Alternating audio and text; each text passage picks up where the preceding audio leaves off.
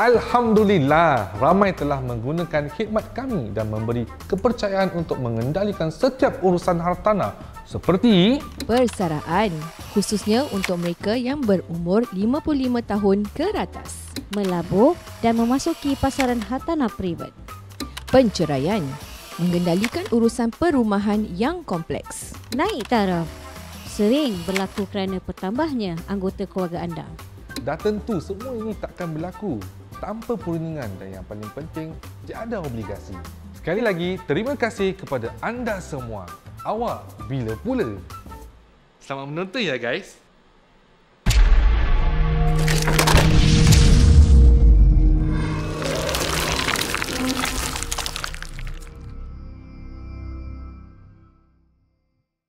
Hai, Assalamualaikum semua. Kita jumpa lagi di malam Jumaat bersama Puaka. Dan diharapkan anda yang sedang kata orang tu kurang sihat, kita doakan semoga anda sihat hendaknya dan akan mendapat ceria bila menonton Puaka ni. Kita dah sambut Puaka second year anniversary tau Ustaz. Yes, betul.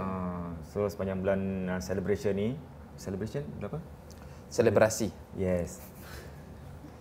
Perayaan hari kebangsaan pula, perayaan apa ulang tahun Puaka yang kedua. Ustaz akan temankan saya sepanjang bulan Ogos, September, Oktober dan November. Oh, banyaknya. Baru nak banyaknya. Bulan Ogos je. Ogos je. Habis kalau siapa nak sampai ke end of the year, komen. Jangan komen. jangan. Macam buat Puaka buat kat luar kan, macam itulah. Komen. Oh, okey. Dia balas balik. Okey. Okey. I understand now. Okey. Dan korang semua jangan lupa subscribe Facebook kita. Subscribe Facebook pula. Yelah. Boleh Facebook, IG, lepas tu kita follow punya, kalau Facebook follow. Correct. TikTok, subscribe Susu TVC channel. Yeah. Lepas tu tempat Facebook tu kan. Kat YouTube. Kat YouTube ni kan, kat bawah tu ada ikon thanks. Bolehlah anda picit butang tu untuk beri sumbangan kepada kita sekiranya ada. Tapi kalau pakai credit card, ada yang tak ada credit card, tapi ada yang nak pakai kata orang tu Pay Now, boleh je. Okay juga. Kat bawah ni nampak UEN ke semua. Kasih.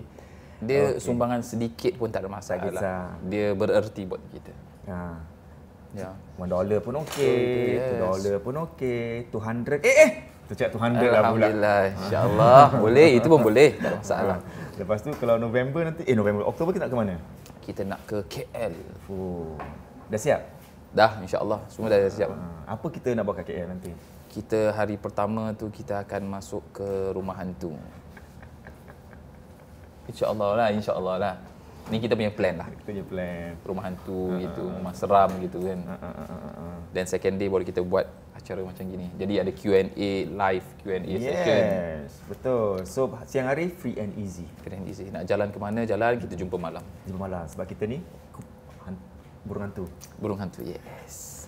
Baiklah. Jangan lupa untuk support kita juga. Kalau tak daripada kita punya YouTube channel ke, boleh support daripada kita punya merch. Ya. So ada kat bawah sini. So boleh type dan support dah kalau nak beli kita punya. Masih ada lagi semua ada. Hoodie. Ada. Bomber jacket. Apa semua ada insya-Allah. Ya. Okey, yang penting jangan skip iklan. Kalau 30 second pula 30 saat. Boleh stay tengok. Okey, kalau macam seminit, 2 minit, 5 minit terpulanglah keikhlasan hati tu. Baik, kita ada tamu kita hari ini. Yes. Siapa dia? Ni? Namanya? Nama siapa? Nama saya Afi. Afi Hanafi. Hanafi. Afi Hanafi. Afi Hanafi. Saya. Panggil Afi. Afi saja. Hafiz? Afi. AFI. Betul. Afi. Afi.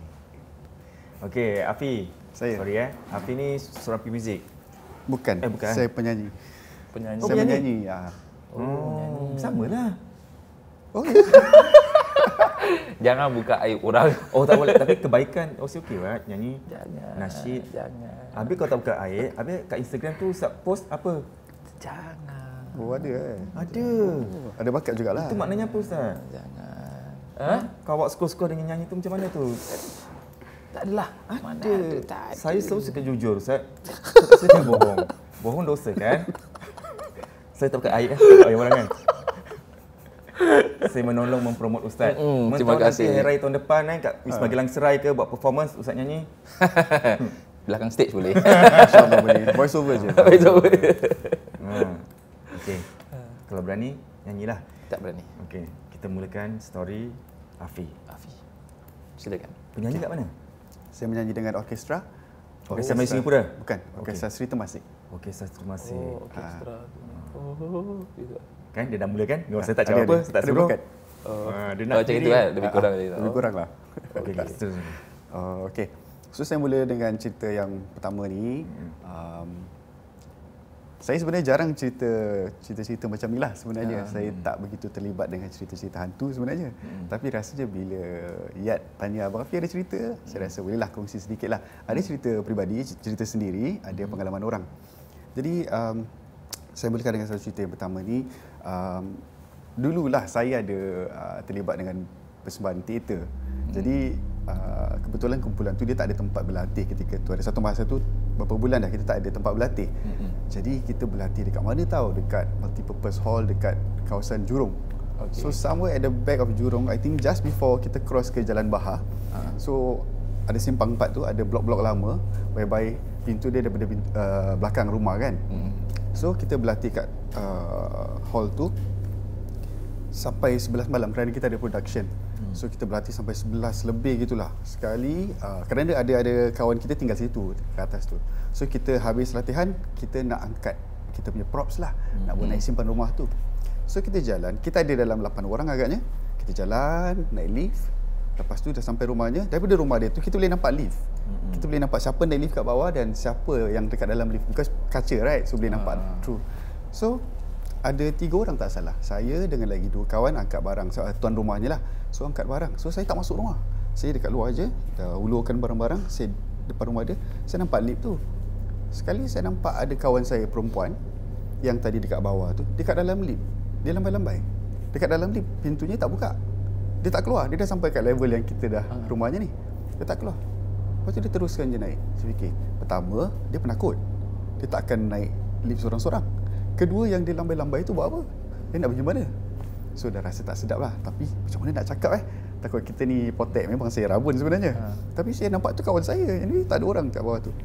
So saya masuk bilang kawan saya. Saya cakap, tadi si Anu tu dia naik lift lah. Tapi dia terus ke atas. So dia call. Kita call. Kawan kita kata, tak, kita kat bus stop kat belakang. Dah jauh dah sebenarnya. So kita semua lari ke bawah. Kita tanya, betul ke dia tadi you tak naik? Dia kata betul, dekat sini. Sebab dia memang penakut. So dia tak akan jalan seorang-seorang. So yang tadi saya nampak tu betul-betul dia. Malah siap lambai lagi at me. So I was like, macam mana kita kalau boleh tak nak tunjuk kita takut and all. Tapi kita terkesan lah, meremang bulu rumah. So kita macam, tak apalah, kita balik je lah.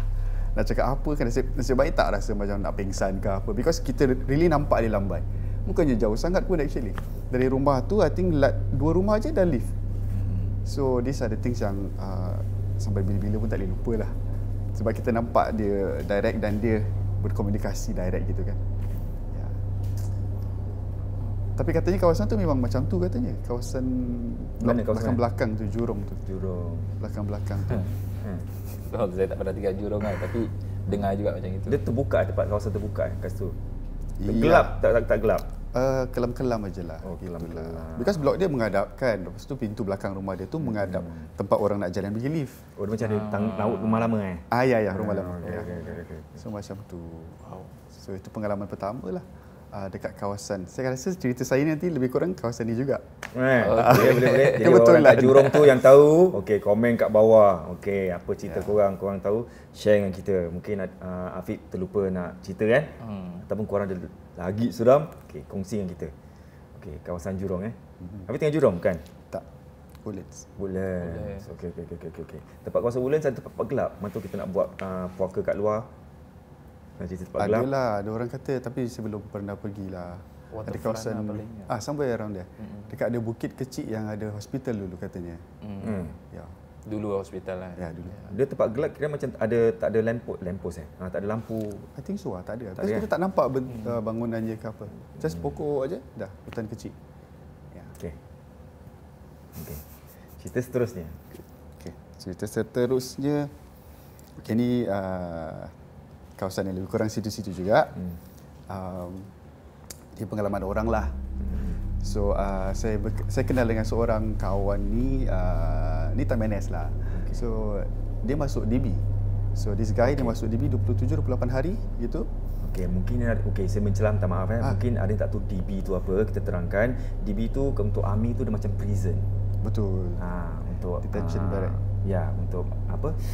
Rekrut untuk ambil personnel ni semua kan. Tu akan masuk ke sana. Adalah sebab-sebabnya. So dia masuk.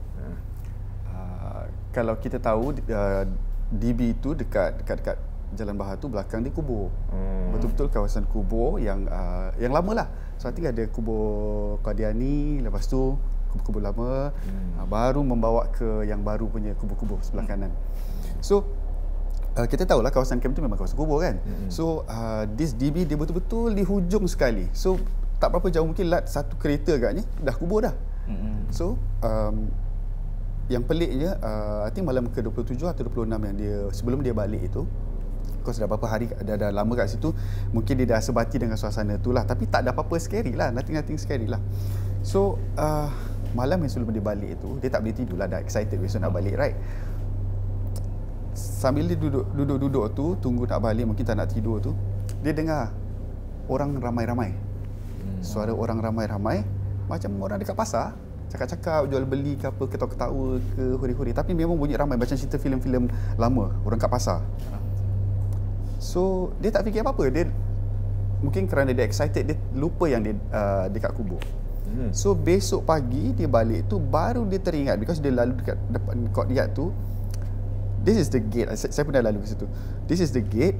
Tak berapa langkah dah kubur dah. Dah boleh nampak batu nisan dah actually dah.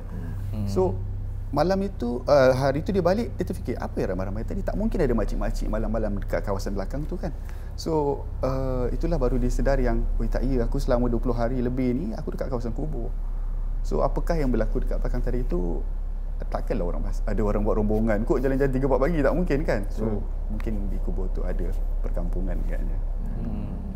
Ya, so itu yang berlaku. So dia cerita dengan saya lah. So saya cakap, saya pernah lalu tempat tu. Memang kawasan tu agak orang mungkin tak begitu visit katnya kubur yang di situ, sebab kubur yang lama-lama sangat barangkali.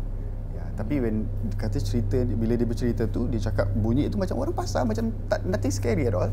Cuma ramai orang, lelaki perempuan macam bertemasya gitu. Langsung tak fikir yang itu kubur. So ya, kemungkinanlah orang-orang kat situ suddenly dia malam terakhir baru bunyikan suara mereka agaknya. Ya, so itulah dia. Susah kau taruhlah macam kalau orang terjelas kita masuk macam alam lain panggil barangkali. Lepas tu terus dia dah tahu dia termasuk, dia dah kancong, dia takut, habis dia nak cari yang keluar, tak tahu nak keluar. Apa nak kena buat? Azan. It's always the best. Masuk dalam hutan pun sama. Masuk dalam hutan tak dapat cari mana jalan keluar. Sebab ada yang kes macam itu bila kita buat hiking. Padahal yang bawa ni dah selalu pergi hiking. Dan dah kenal sangat tempat tu. So bila masuk ke apa, nanti dia akan pusing. Ke sini lagi. Pusing, sini lagi. Sama. So first kali azan dulu, kemudian duduk, rehat, cari nafas, relax your mind, positive thinking, baru continue lagi insya-Allah. So contohnya gitu. Tapi the good thing is, yang masalahnya tadi yang kawannya tu, dia relax. Dia tak terfikir pun benda-benda macam ini. Yeah. Maknanya dia tak ada terus negatif punya pemikiran negatif terus masuk, alamak apa ni, tak ada. So itu yang buat suasananya jadi rasa seperti tenang. Kemudian setelah itu dia macam biasa. Selalu macam gitu. Dalam keadaan macam mana pun, walaupun kita rasa macam pelik ke apa, selalu kita positive thinking. Nak macam mana, tak kisahlah nak macam mana, biarkan je lah. Seperti itu. Walaupun boleh sahaja daripada alam mereka tu, mereka menghidupkan alam mereka tu sampai kita boleh terdengar. Di suasana boleh saja terjadi. Yes. Tapi itulah dalam bahasa Arab kita la ubali. Aku tak pedulikan. Biarkan saja. La ubali. Okay. So nanti sebelum keluar dari studio ni azan lah Kalau nak orang tak siap dapat jom keluar ni. Keluar je, pergi toilet. Boleh lah, nanti Ustaz yang azankan lah. Kita tahu jalan keluar. InsyaAllah saya boleh. Okey, daripada ke situ, ke alam lain ada lagi. Cerita. Ke tempat yang you punya buat show-show ada tak? Bila Show-show, orkestra ke apa gitu. Mereka ada suara-suara ekstra. Kat negeri mana-mana ke Tak pergi? pernah lah, so far okey lah Alhamdulillah. Habis sebagai penyanyi ada tak? Tiba-tiba tak bernyanyi? Alhamdulillah belum pernah lah. Okey, alhamdulillah. Okey. Ya, so cerita seterusnya Okey, yang ketiga ni saya sendiri alami. Ada satu masa tu saya mungkin kena ganggu lah, tak tahu kenapa lah kena ganggu, tapi kita tak tahu macam mana nak luahkan yang kita rasa tak sedap, everything apa kita buat macam tak kena. So saya demam panas. Saya demam panas, kemudian saya tidur bilik sendiri. Lepas tu saya tidur ni kaki saya menghadap pintu bilik.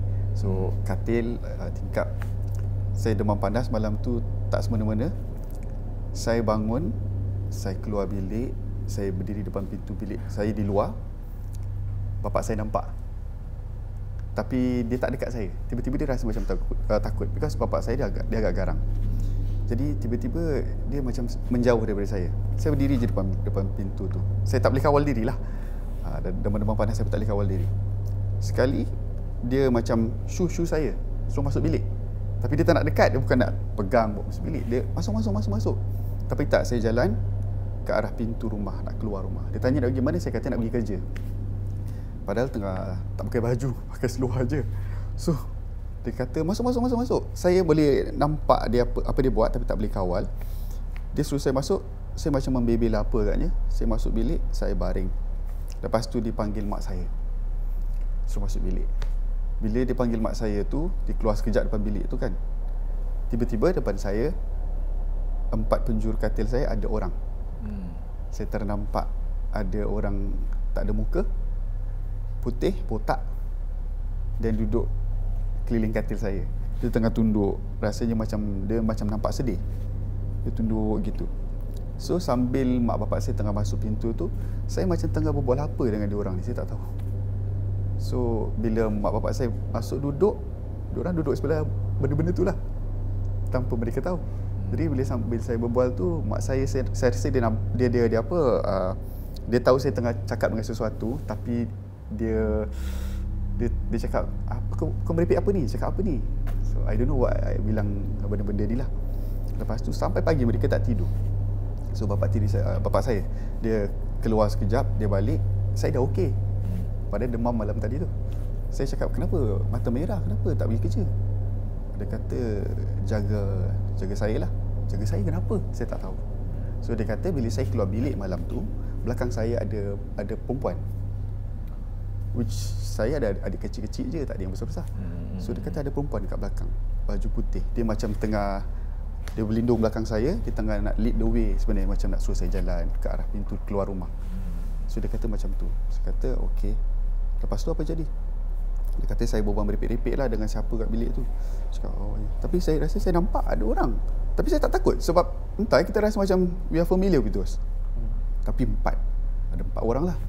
Botak, semuanya putih, semuanya tunduk. Dan selepas itu saya tak ada nampak dia orang lagi. Itulah dia pengalaman saya yang saya tak boleh lupakan. Kemudian daripada situ mungkin saya masih dalam fasa diganggu lagi. Satu malam itu kali ini saya dah tukar posisi katil. Tingkap katil saya, pintu bilik. Satu pagi itu saya susah tidur.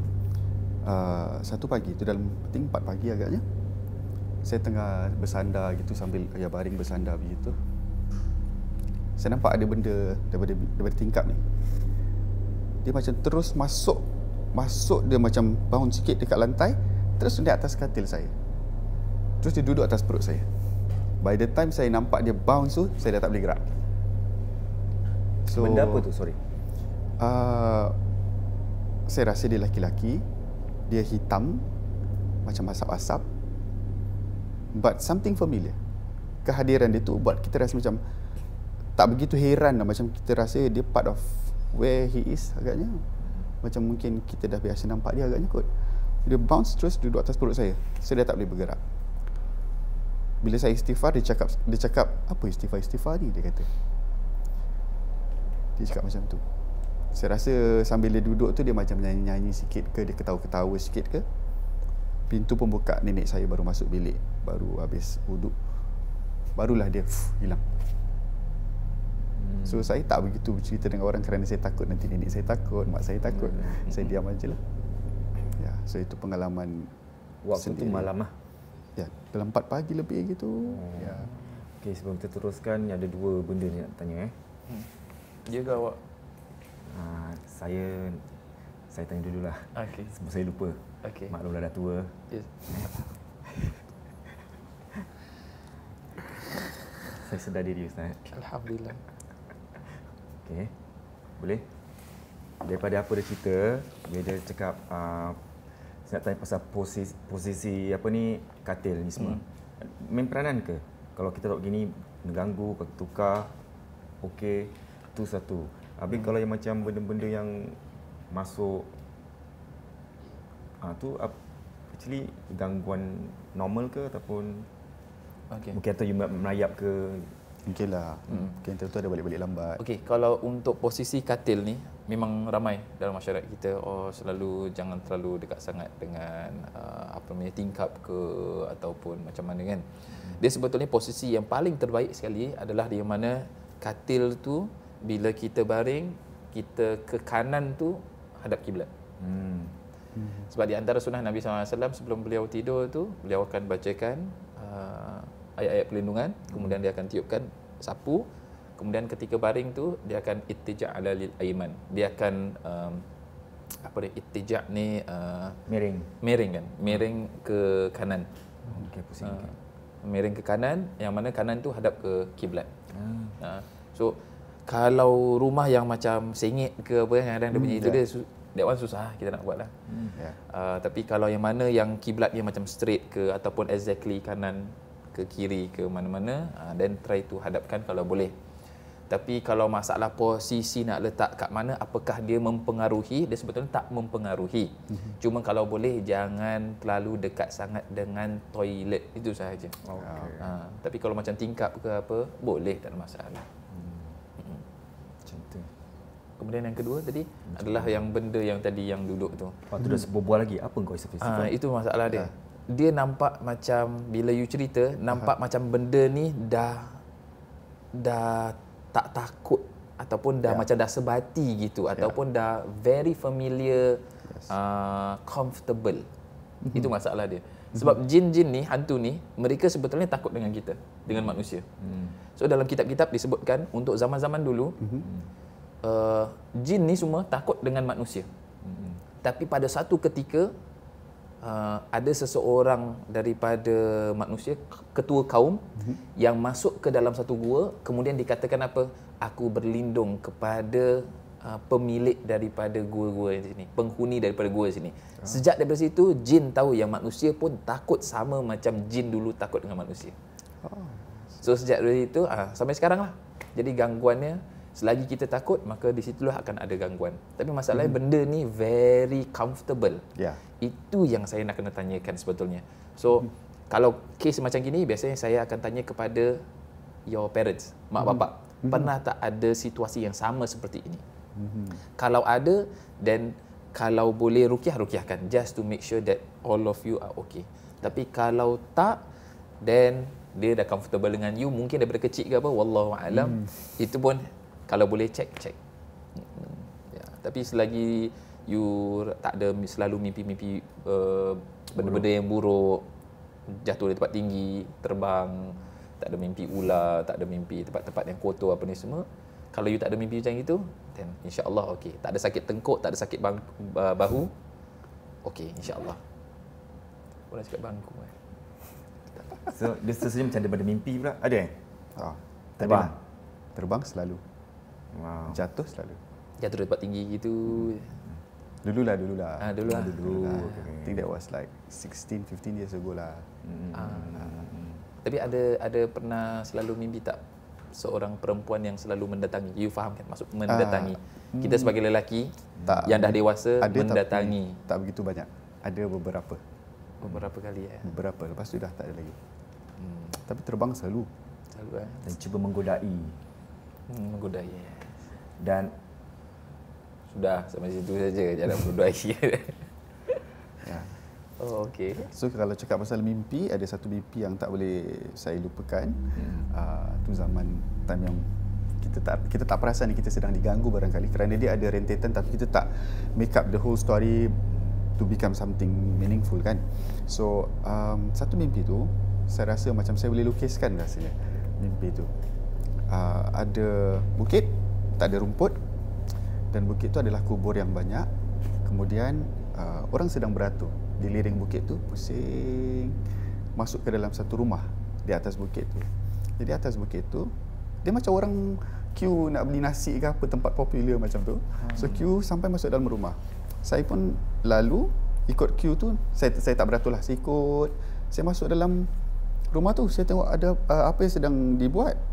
Rupanya di atas tu ada liang lahat. Ada satu saja. Ada satu liang dan ada orang-orang ni beratur ni tengah turn by turn nak masuk dalam. And then there was a tingkap besar, just lubang lah, tak ada daun tingkap pun. Saya berdiri di situ dan saya lihat cik pun sedang terbang turun dan naik dari atas bukit ini ke bawah. Saya tengok dia, buat apa ni? Macam kabel car kalau daripada rumah ni turun bawah. Saya tengokkan dia. Lepas tu dia tengok saya macam, dia macam beri saya wajah yang macam, apa budak ni? Macam tu. Macam sibuk lah saya kat situ. So lepas tu saya pun terbang ke bawah. Terbang ke bawah. Saya pun terbang ke bawah. So saya bangun fikir, apa ni? Pontianak macam kabel car. Orang beratur nak masuk kubur. It doesn't make sense. So itu mimpi yang tak boleh lupa lah. And by the way, orang yang beratur tu semuanya luka-luka. I think that was like 15-16 years ago. Yeah. So itu dia. So I think after that, kebetulan nenek saya dengan makcik saya, mereka pergi adalah kursus-kursus di masjid. Kemudian ada Ustaz Ismail Kamus, ada Ustaz Jumbadi Mustar, siapa lagi lah. We went for that lah. Alhamdulillah okey lah. Okey ya. Cuma itu tak boleh lupa lah sebab ada banyak mimpi-mimpi yang timbul time tu.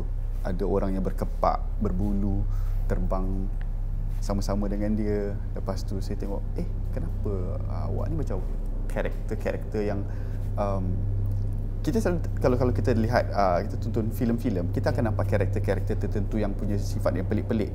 Tapi kita tak pernah macam cantumkan karakter ini dengan karakter ni jadi karakter baru ni. So kita jumpa karakter-karakter macam macam familiar tapi bukan, lain.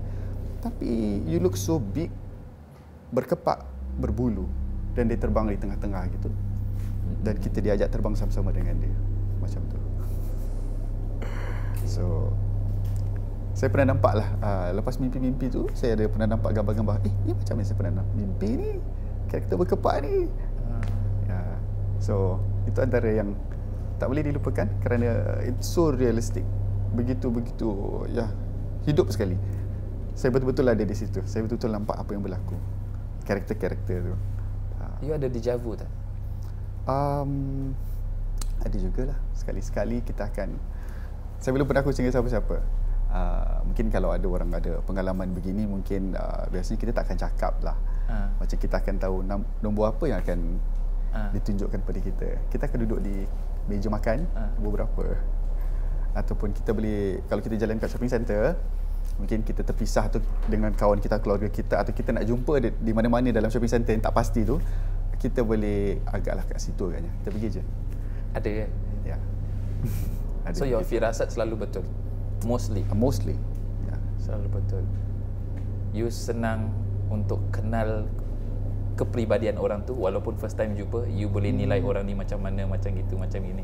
Barangkali lah. Saya suka cakap, tapi saya suka cakap mungkin kalau kawan saya ataupun sepupu-sepupu saya atau adik-adik saya bawa kawan baru nak kenalkan ke apa, yalah dia dah balik dia cakap orangnya begini.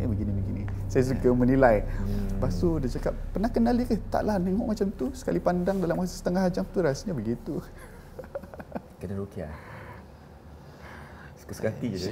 Itu saya yang kena rukiah juga. Tapi belum pernah saya beritahu siapa-siapa sebab saya rasa taklah, mungkin kebetulan saja.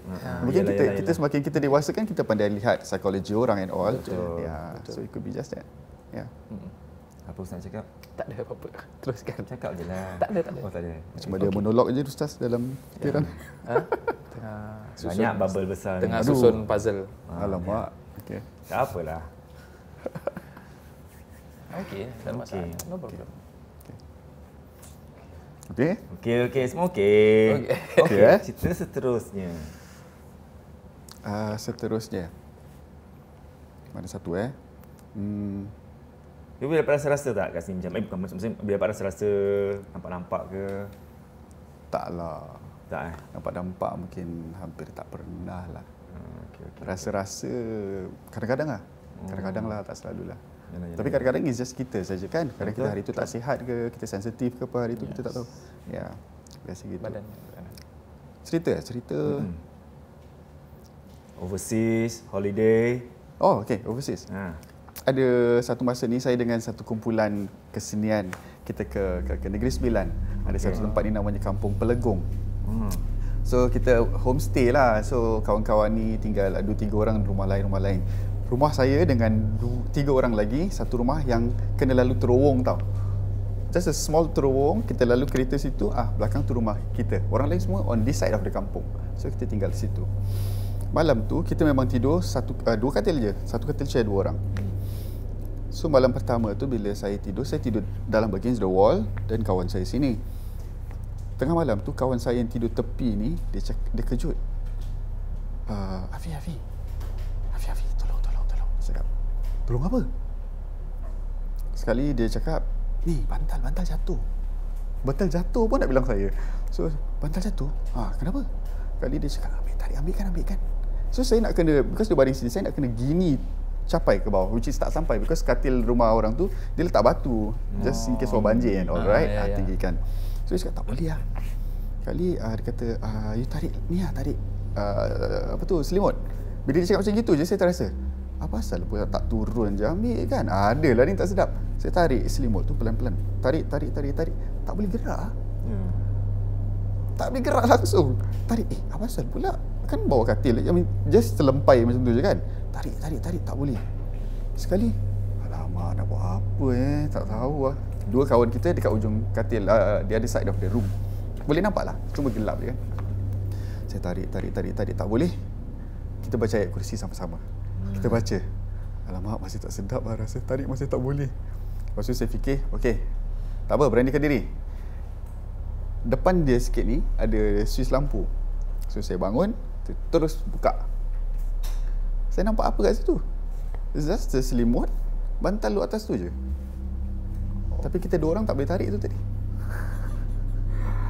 Cakap, it doesn't make sense. So mungkin ada apa-apalah. Tak apalah, ni rumah orang kan? Dia cakap, tak apalah. Kita kena usik kan. Seram juga. Ada dalam 20 minit tu lah tarik. Satu orang tarik macam, tarik je lah. Tak boleh. Tarik lagi. Tak boleh. 2 orang tarik tak boleh. 2 orang tak boleh tarik ni adalah ni. So just, malah dia bukan duduk tutup tengah-tengah gitu. Dia macam ujung-ujung je. Bantal tu. Bantal yang jatuh tu atas selimut ujung-ujung je. Kita tarik, lepas tu tangan tereng je Aduh. Begitulah. Tapi habis tu pakai tak bantal tu? Bila dah buka lampu dah ini? Pakailah buat naik lah. Pakai lah? Buat naik. Pakai untuk biasa. Tak fikir apa-apa. Takut juga. Mungkin tu tadi dikacau je lah rasa-rasanya. Dah tu je lah. Bawa naik, pakai. Okey. Seram juga. Kan? Ada lagi? Tu sama bantal yang kepala macam bantal kepala gitu Kalau bantal yang macam apa? Panjang tu. Batu guling tu. Oh. Yang angkat, lepas tu dia gini.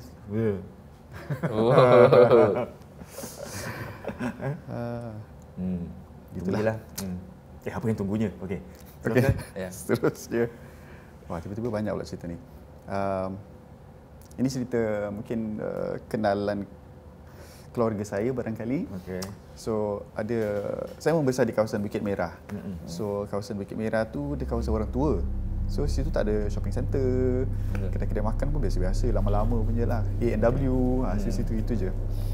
So dekat siapa tahu bangunan HDB lama dekat Bukit Merah yang tinggi sekali tu. Masih ada lagi dekat Sempang 4. So masih ada Bukit Merah Central. So Picit buzzer ting. Tak tahu. Dia bodoh pandai ini dah lama.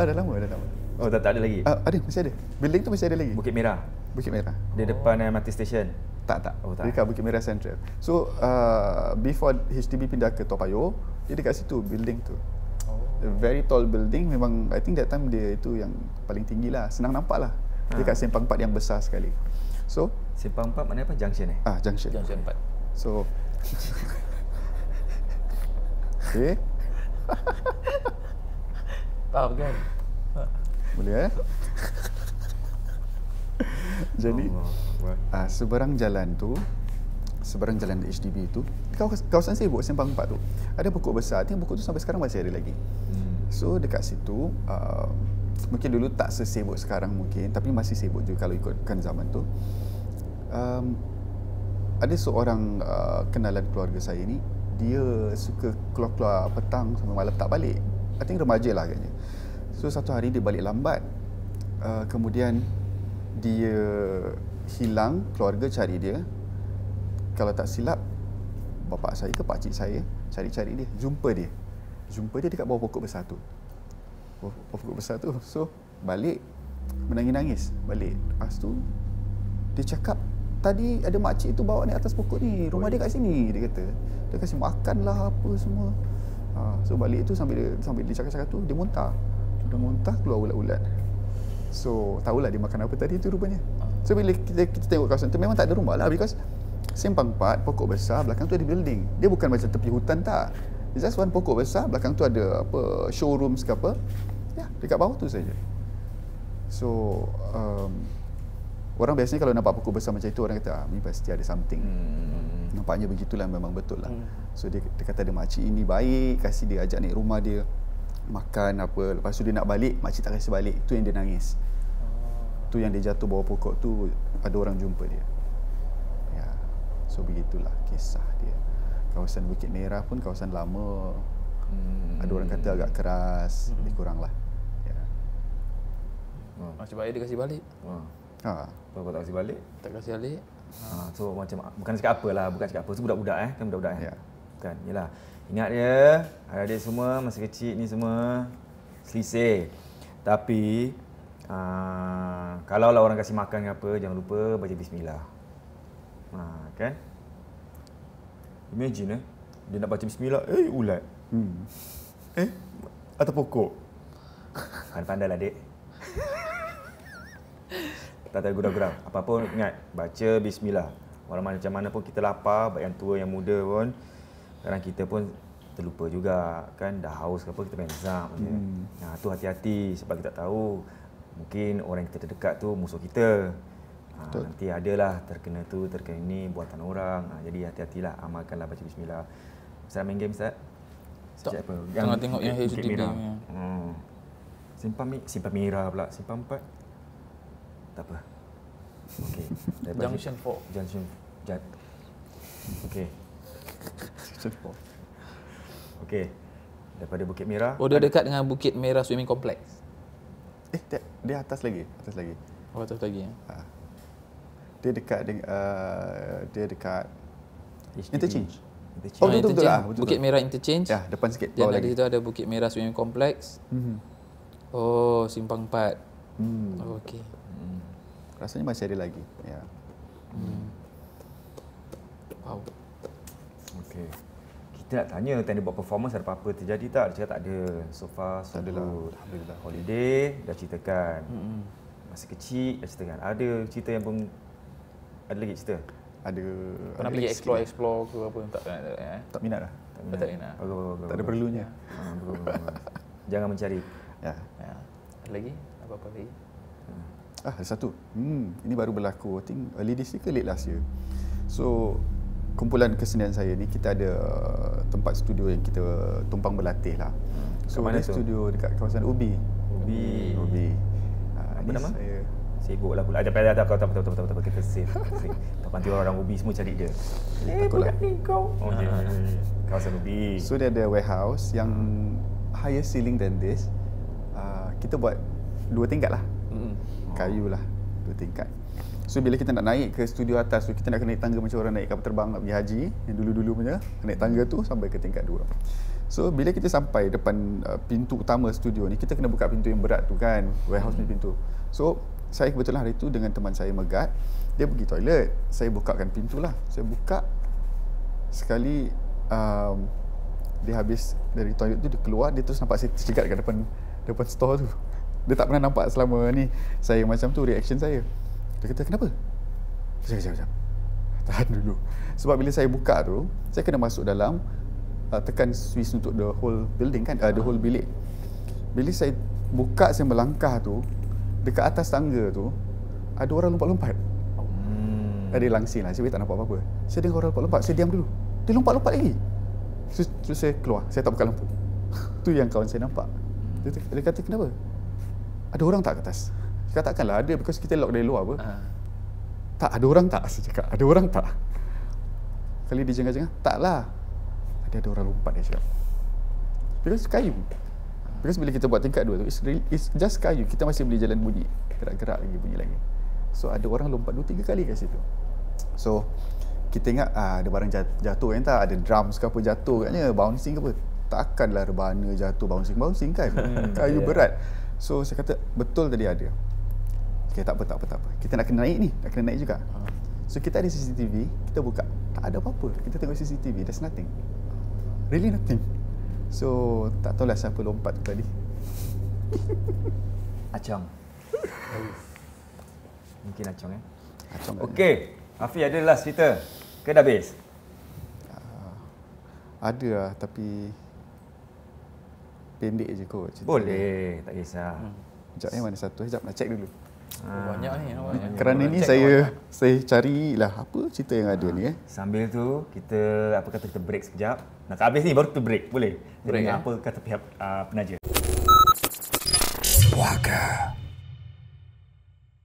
Assalamualaikum guys, Kak Cik kembali lagi. Okey, hari ni Kak Cik nak berbual tentang beli dulu, jual kemudian. You orang pasti pernah dengar kan? Kata orang, tak apa, beli je dulu, nanti boleh jual.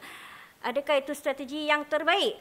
Sebenarnya kan, tak ada salah, tak ada betul lah. Dia actually tengok pada keadaan kita, situasi kita. Kadang-kadang rumah yang kita nak beli ni, dia limited stock lah.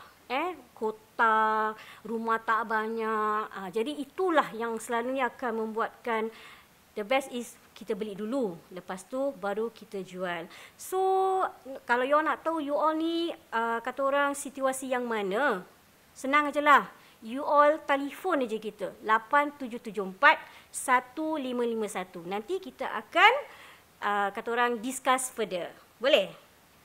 Bye.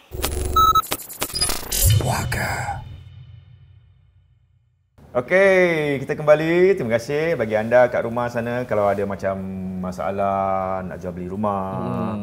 Apa lagi Ustaz? Nak sewa, nak tanya. Nak cari tempat macam gudang, nak buat bisnes, boleh ke Tech Team SG. Yes. Tapi sekarang kita beri perhatian pada Afiq ceritanya. Okay.